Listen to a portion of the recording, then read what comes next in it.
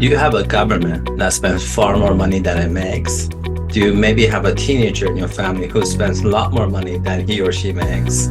Hi, it's Tamer Zaman. My organization was recently invited by a government in South America to look at how to help them restructure their debts. How do we help a government that has so much commitments for expenditures and the income that this government has doesn't match those expenditures? I know in the United States government, as an example, every time I'm watching the news, every 3 months I get this news alert from the news organizations talking about how Congress has to meet and sign up on increasing the debt ceiling. Otherwise, the US government will simply shut down and millions of people will be out of pay. In this video, I'm going to give you a step-by-step approach that we are taking to help a government restructure its debt. If you have a business, some of these insights that I provide to you may be of value to you in how to restructure your debts. My name is Tamer Zaman. I'm the author of the book, Structured Finance Demystified. You've got to watch this video.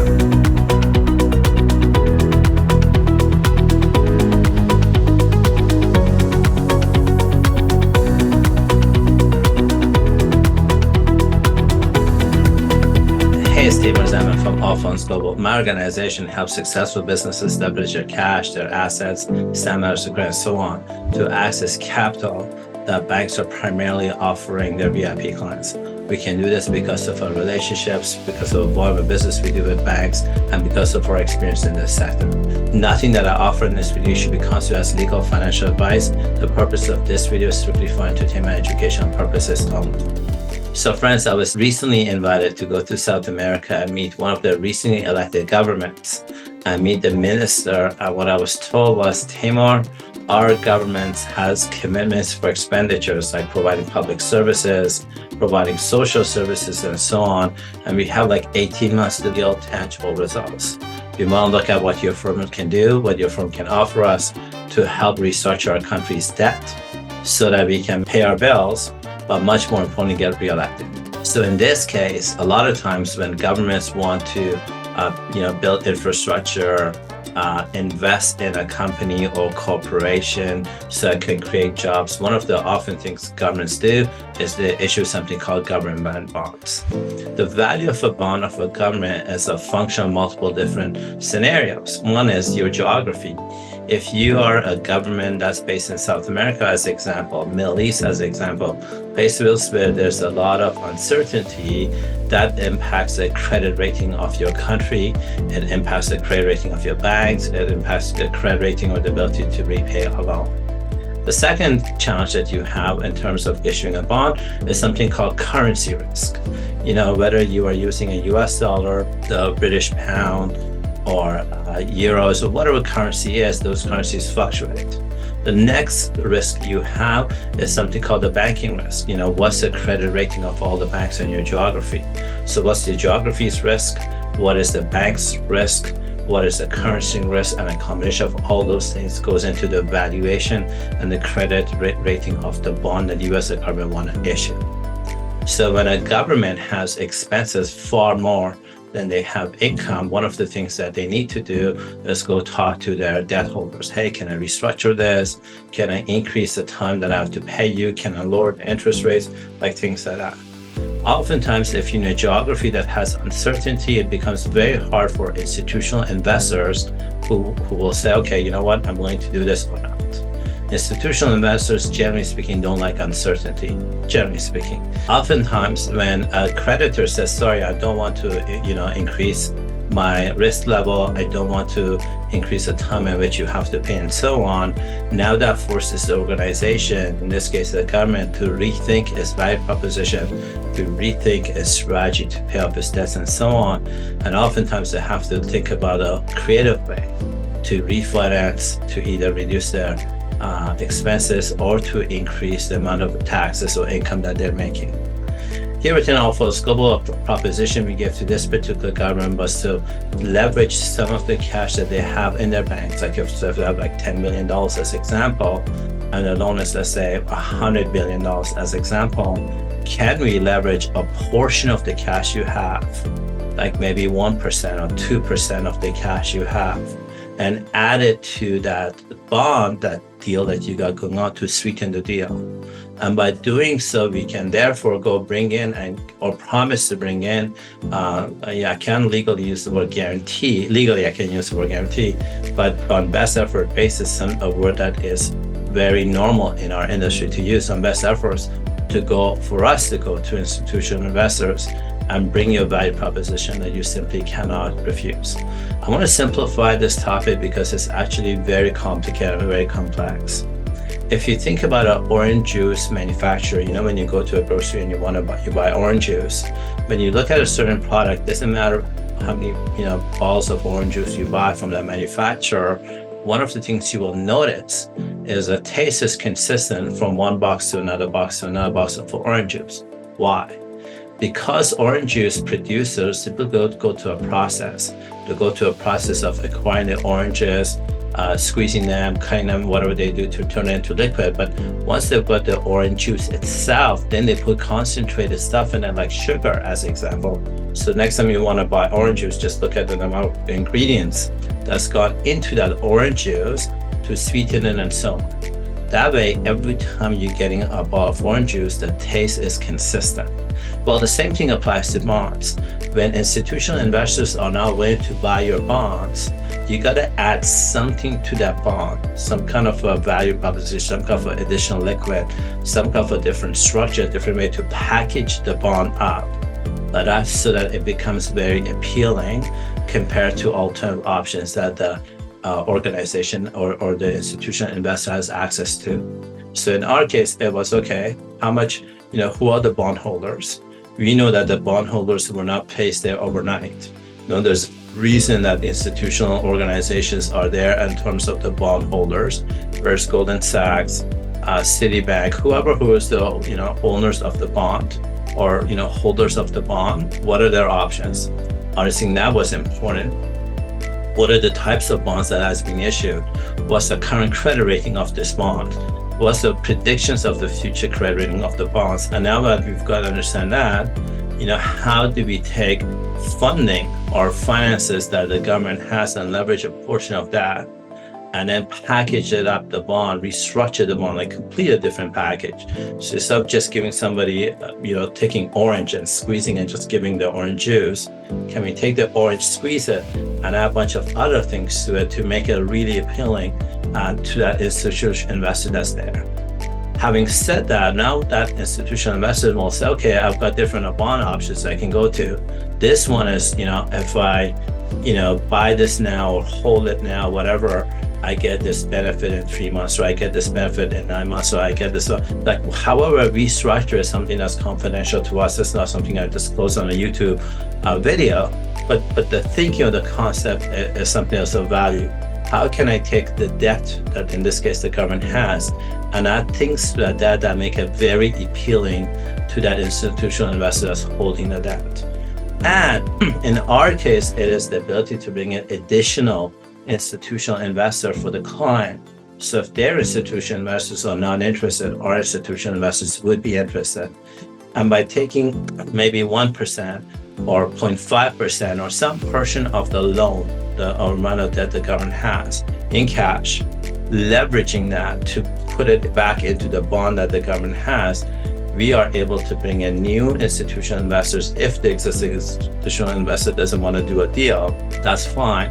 And by bringing a new institutional investor, we can now leverage that capital into the things that we leverage it for, and therefore be able to repay the entire debt of the country in a period of time. I can't talk about this. Nothing happens within a week or within a month, but over a course of time, we can substantially reduce the debt of the government. And that helps the government get reelected. That helps the government having funds to pay for social services, create jobs and things like that that they want to do. So in our case, before going there, it was giving them a term sheet. Here's what we like to do. Here's how we're going to do it. Here's the timelines and so on. Here's the credentials, your experience. Here are the banks behind the scenes with Alphonse Global that will support this transaction. Here are the law firms that are included in those transactions. So they're not working with a guy with a Gmail address, as example, or a one-man band, as example. They can see an army of experienced financiers able to help support this transaction to make it come through. Now, if you run a business and you have debts that you have to pay, like maybe you have accounts payable. Well, can you look at the terms that you have with your accounts receivable, and to look at how you can renegotiate your accounts payable? Is there things you can read from my book, Structured Finance Demystified, where you can learn some concepts and make it a sweeter deal for your creditors to maybe hold a note that you have given them, or expand the note you have given them? And if you have not issued things like bonds, as example, would you be interested to learn about what are the benefits of bonds? Why are so many corporations, including governments, issuing bonds? What are the benefits of issuing bonds? If you do, you might be very interested to know in the top 10 bond issuing companies in places like Europe, in places like Switzerland, as example, that you can easily access to. And you get an underwriter to underwrite a bond for you. You have to get an placement agent to take the bond and go to distribution places to distribute the bond. So there's some work to go there. I want to tell you, there's a benefit as an organization. If you need to stack up credit, there's lots of benefits to learning the advantages of a bond, holding a bond. And if you have bonds out there, and you find that whatever your promise was originally is getting hard because of economic times to meet those obligations, they're not creative financiers, that's probably the wrong word for it, but maybe experienced financial institutions or advisory firms like us that can look at your situation and come up with ways to create or help you restructure your debt and make it a lot more appealing for that existing debt holder to hold a debt, to hold a note, or to even write them off by bringing a new debt. My name is Tim Razan from Overhauling Global. I hope you find this information valuable. If you do, we'd love to hear from you. If there's ways that we can help you out, feel free to go to our website and book a consultation call. Thank you so much.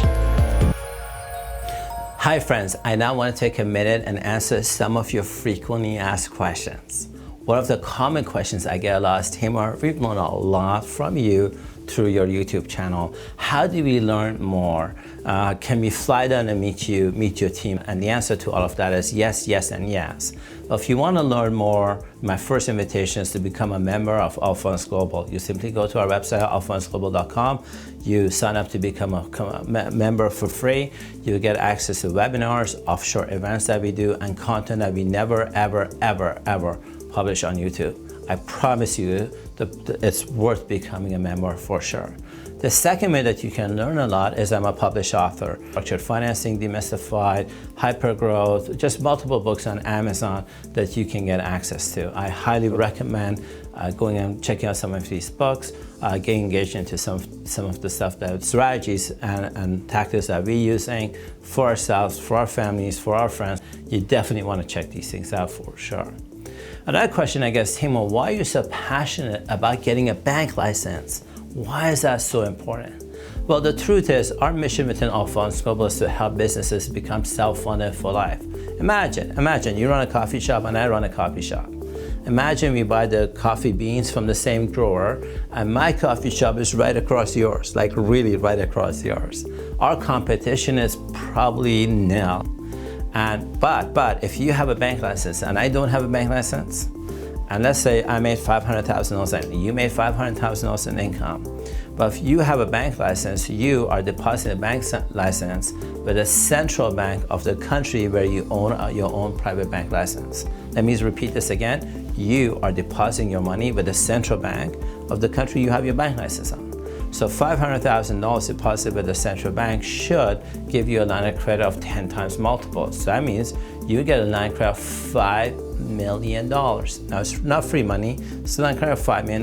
Now, if you draw that entire money out and you go to whichever country you're currently resonating in, the country you're doing business with, and in real estate, you want to buy a house, you put 20% down and you get a loan for 80%, same thing. You put $5 million down with a business plan to your local bank, whoever your bank with, and say, hey, I want to grow my business, my technology business, real estate business, pharmaceutical business, whatever business it is. I'm a venture capitalist. I'm putting $5 million down.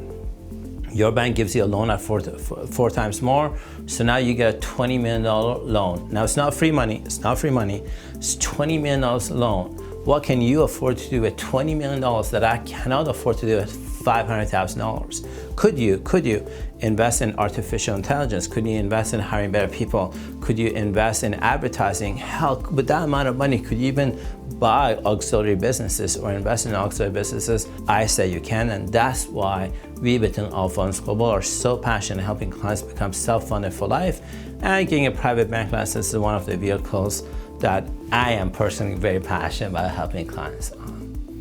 Another question, I guess, Timur, you charge a consultation fee. Allfunds Global, the team charges a consultation fee. Why do you charge a consultation fee when you guys can make so much money on the back end? It somehow slows me down from taking a credit card and paying you money for it. Well, here's the truth. We offer our content, millions and millions of dollars worth of content completely for free on YouTube. We don't advertise as of the date of doing this video. We don't advertise on YouTube, Google, or we don't do any kind of advertising at all. And what we find is the volume of traffic that goes into YouTube attracts people that are tire kickers, people that are fraudsters, people that have mental health issues. When we charge a small consultation fee, this deters the hacker, the fraudster, the person who's shopping around, the tire kicker. It eliminates all that and allows me and my team to be on calls or meetings with customers we actually want to do business with. What a concept. Now comes, this is better. At the time of doing a transaction with a client, that fee they pay for a consultation call, we refund it. At the conclusion of us doing a transaction with a client, we refund 100% of all the monies that they paid on consultation fees. This allows us to work with people that are committed to working with us, are serious about working with us, are not tire kickers, are not people that are like, they don't know what banking 101 is, and they're there to waste our time and energy. Just eliminates that. And me and my team are very proud of doing that. Next question, I guess, Timur, the alternative funding industry overall has a lot of fraudsters in it, has a lot of deep fake in it. What are you doing to protect us, protect yourself? So here's the answer to that. Any industry that has a lot of money by default attracts a lot of fraud. Let me say this again. Any industry that attracts a lot of money by default attracts a lot of fraud. I don't know who you bank with. If you bank with one of the top 20 banks in the world, pick a bank you bank with, or you use payment processing companies like PayPal, these companies see a lot of fraud every day, from fraudsters mimicking their website to mimicking their email addresses, and in cases like mine, once a year or twice a year, some idiot, excuse my language, decides to copy my picture on social media, tries to create a fake profile of me, and goes on social media selling scammy transactions. Now, we have the technology and the resources to catch that, usually within 72 hours of that happening, and then cause legal action against that fraudster. We have the financial resources, thank God, to do that today, but that's just the nature of this industry. So what we do to protect ourselves is we never solicit on social media anything, nor do we solicit in general. We offer a lot of educational materials, but we don't solicit. You'll never see me or any of my associates on any social media trying to sell anything ever. Second, all transactions that we do, money always has to go through a reputable law firm. All transactions we do, money always has to go to a reputable law firm. We never ask the client to send us money or anything like that. Now, I do want to take a minute and talk a little bit about my competitors. In the United States, in the US alone, US has 3% of the world's population, and they have over 60% of the world's lawyers. In the United States, that's a fact, have 3% of the world's population and over 60% of the world's lawyers. I have a lot of legitimate competitors in the United States and around the world that unfortunately have been sued for wrongful things that other people have done. There's a lot of negative stuff on social media or websites about some of my legitimate competitors. And I want to tell you that a lot of my competitors are legitimate. They're hardworking people. I know them. They deliver real results. And unfortunately, they have negative comments or fraud or even losses against them. The reason within Allfunds Global doesn't have a lawsuit against it, or me, Timur Zaman, don't have a lawsuit against me, or people on social media saying that we're fraudsters or something like that, is simply because of my lack of vision. every company you deal with, every major company you deal with, whether it's the cars you drive, Ford, Lexus, I don't know, GM, or Facebook, Google, YouTube, whatever you use, or medicine you have, like Tylenol, all of these companies have lawsuits against them. A lot of the companies you work with have litigations against them as just part of the growth. At some point, the business needs to grow exponentially, and that's when you have to see lawsuits as just the nature of the business growing. The fact that we don't have it is because of my lack of vision as the CEO and like trying to bark a tree like that. Now, I see that changing as we buy businesses that have other CEOs, as we grow, we have over 800 registered brokers with us. As that number grows, it's not normal for our business to continue growing without some idiot calling us fraudster, some idiot trying to sue us, or something like that. If you want to take advantage of the alternative funding industry, I'm going to tell you this is the industry I love. I'm going to tell you this is the industry that I've made a lot of money with. I'm going to tell you this is the industry I've helped a lot of clients make a lot of money with, friends and family make a lot of money with. And if this is an industry you want to get involved in, I recommend meeting the people you want to do business with, like physically flying out to meeting them. If you can afford to hire an investigator, we use a lot of former FBI, former CIA people. These are people you can hire to do background checks. It's not only do these people have lawsuits or not, or other losers calling them fraudsters or not. I'm telling you, a lot of my competitors are really good people, and they're not fraudsters. So do your own due diligence, listen to your intuition. We're really interested in working with some really good people that are vision-driven entrepreneurs that really want to serve the world, and I think we have some things that are really amazing to offer. Another question I get is, Taimur, we love all the services of Funds Global. What are the top 3 services you offer that we should really seriously think about, call you or your organization and get you guys involved? But my favorite service, the one that makes a lot of sense, is the Trusted Advisory Service. This is when we become your chief banking officer. We work with your CFO, your legal team, the CEO, the COO. We look at where your organization is, where you want it to be. We look at banking programs that make sense for your type of business, that are proven and would work to generate access to alternative revenue sources for your business that makes sense. From that, we then create offshore tax structures, offshore bank accounts, offshore bank licenses for your organization, so the revenue that gets generated has a channel to go to that is well protected. We have a lot of domain expertise that I do not share ever on YouTube. It's not like a lawyer who's like, go create a trust account and cooks out it. Like we don't do. We do some very sophisticated stuff that I'm very proud of. That's our intellectual property. And so the Trusted Advisory Services, where we become a trusted advisor, is one of the things that I would recommend everybody to look at. It's a monthly retainer, you pay for it, but let me tell you, for every penny you put in to that, you get tens of dollars out of it. And I think you're not going to get this amount of expertise dedicated to your business. So that's something I would recommend you to think about and sign up for.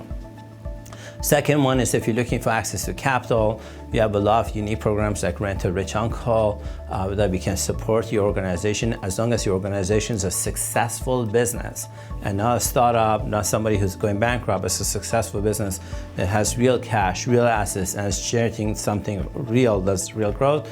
I think we have some avenues for accessing capital that others simply cannot offer.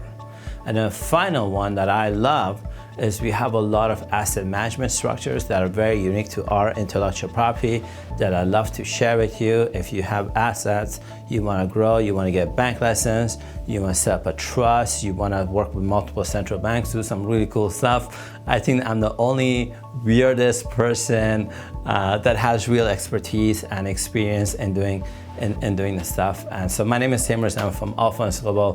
Thank you for following us up on YouTube. If you're doing that, thank you for trusting me. Thank you for trusting my team. And on behalf of my team, I just really want to say thank you. And we look forward to the opportunity of serving you.